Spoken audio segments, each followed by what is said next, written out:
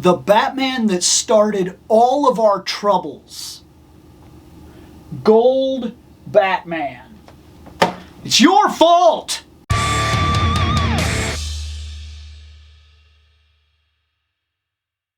What am I talking about? Let's do a minor, and I'm talking minor, and let's also keep in mind I'm not an expert. I will never claim to be an expert on anything, okay? Because that's just not me. But fandom-wise, when I have an opinion or when I believe I know some kind of history, I will bestow it, I guess. Years ago, Kenner got the license and was making Batman toys for the movie, the 1989 Batman. And before this time, toys followed a structure. When you look at the original Superpowers line, you got Superman, he was Superman. You got Batman, and he was Batman. And that was it. They didn't do 16 variants of Batman. They did Batman, done, there you go. And it was like this for many toy lines. You get a Spider-Man, it was a Spider-Man. You don't do a weird green Spider-Man or a Night Stalk Spider-Man or whatever. You just didn't do it. Then, the 89 Batman movie comes out, and Kenner takes a shot in the dark. They release a gold suit Batman. I believe his name was Tech Shield Batman. And people bought it.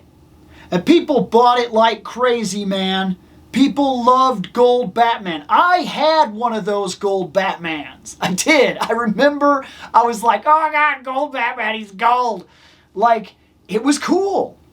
Now, before then, variants of Batman had to have some sort of reason for you to get the variant. Solid suit black Batman, there you go, you buy him. Another black Batman, what do we do now? Oh, you know what? This one, his belt, like he had a belt thing and it would pull and it was like a grapple hook and then he would go up. I had that Batman too. But like, I had like 4 different Batmans, they were all the same. This guy hits the market. They don't change anything about him. They just made him gold. This was it, man. This. I mean, this is almost the exact toy I had. It's a little bit different. It's a little bit different. But it's awfully close. And as soon as that happened, man, the floodgates were open. Do you remember when we were kids? I'm 40 years old, so we're talking 1984 is when I was born. And during the Batman series, I remember one of the things that I wanted was Batman. And I just mean Batman. I didn't need anything special. I wanted the gray and black done. I couldn't find it. Like, there was Batman variant everything. There was a zebra stripe Batman. There was like some sort of electric Batman. One of my favorite Batmans was real simple. I mean, he was just Batman, but he was black and red. And then he still had the oval and whatnot. But he was red, and I remember I was just mesmerized by that. There was solid white Batman, which, by the way, the solid white Batman, I also loved that too. I used to think of him as like when he would go on snow missions. And there actually is a comic book where he does wear an all-white bat suit. It was an 80s comic book, I think, but it was during the time Ra's al Ghul or Ra's al Ghul, whichever one of those pronunciations you want to use. It was during those storylines, and I think he went to Antarctica, if I remember right, or something like that, and he wore like an all-white bat suit. And I remember being like, oh, that's awesome! Like, there were solid black Batmans, but not like the one like the movie, but just like he was solid black. And then there was like a neon blue guy and like a yellow one, and why?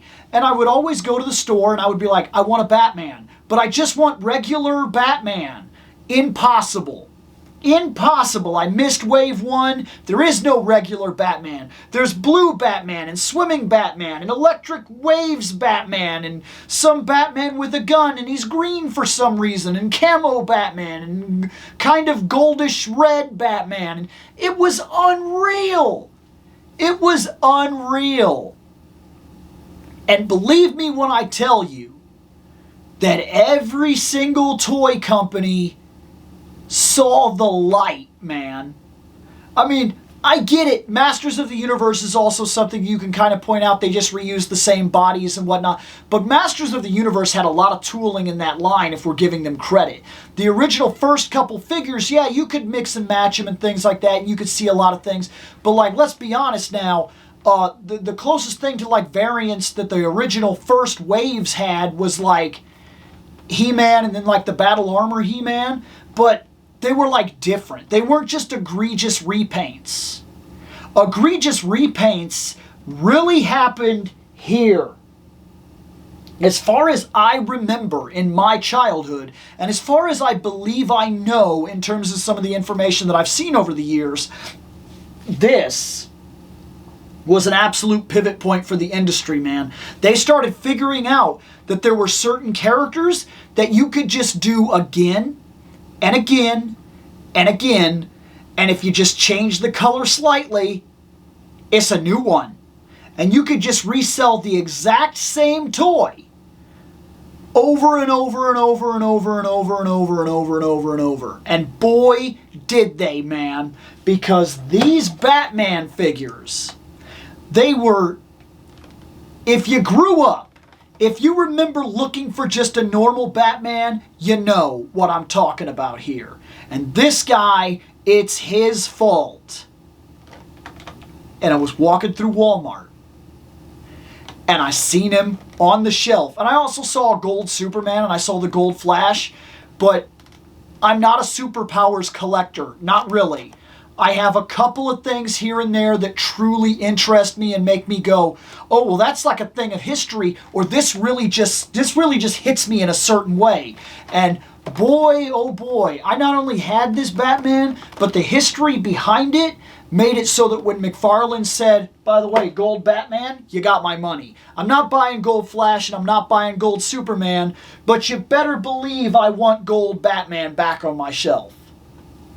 Let's look at him. Talk about one of these figure reviews that almost doesn't even need to happen, but there he is. He's gold. He's superpowers. He moves with superpower abilities. I mean, his head turns. It doesn't go up or down. We're looking at old articulation here. Slightly modernized. The knees bend. Even figures when I grew up that were Batman, I remember he had the arms, he had the head, he had the kick. That was it. That was it. That was as far as it went. And I remember all these capes, and I remember, like, losing them, because you would always have, like, one cape and switch it between, like, 20 Batmans, because you didn't know what happened to the other capes. This cape, this little clip here, feels a little cheap, if I'm being completely honest. I still don't think that they've got this quite right. I seem to remember these being better. They work. They're doing exactly what I need them to do in terms of this Batman, but, like, they feel weak is the best way to put it. Otherwise, the cape is fine. It spreads out. It fits. I kind of like this, that it goes almost over the shoulders a bit, even if it's not necessarily accurate. It works. Gold Batman. Let's check the accuracy of Gold Batman, shall we? Blue Batman. You know, gray and blue. Seems right. It is the same body, the same head, the same legs, the same arms. As far as I would say, that is an egregious repaint, which is 100% on point for what I believe it is supposed to be. Because, like, that's what it was. It pretty much set the foundation for all the repaints that we see in such common effect now, where we see things like, hey, let's release, and even McFarlane kind of does it almost to the point of being a joke at this point, where, like, he did Nightfall Batman, easily the best Batman body that we have seen as far as I'm concerned in the entire DC multiverse line, and then was like, black and gray variant. Why? Because It's the exact same Batman, but it's black and gray, so you want it. And boy, oh boy, is he not one to absolutely do this. Like, I've noticed that he tends to reuse a lot of parts. Like, a lot of Batmans are using a lot of the same parts and then just kind of coming back out. That's fair. I'm not dogging on him. I'm really, truly not. But you see a lot of the same legs, same boots, same thing. But like, excuse me, what are we expecting, right? And it all started right there. And I just kind of love the idea of putting it back on the shelf that way. I really do, man. I really, truly do. And there's a simple episode if I've ever done one. Gold Batman. I talked about him. I shared some fandom.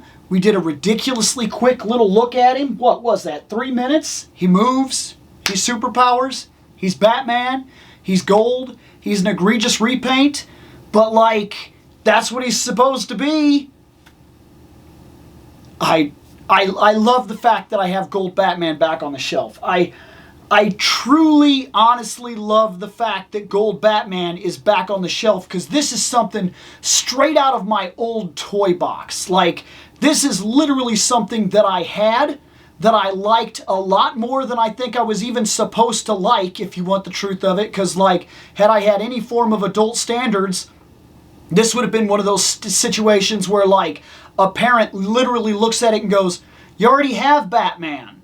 "Yeah, but he's not gold."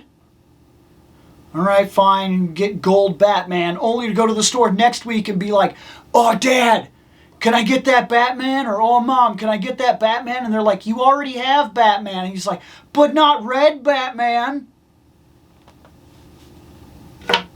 It's your fault. I'm gonna get out of here.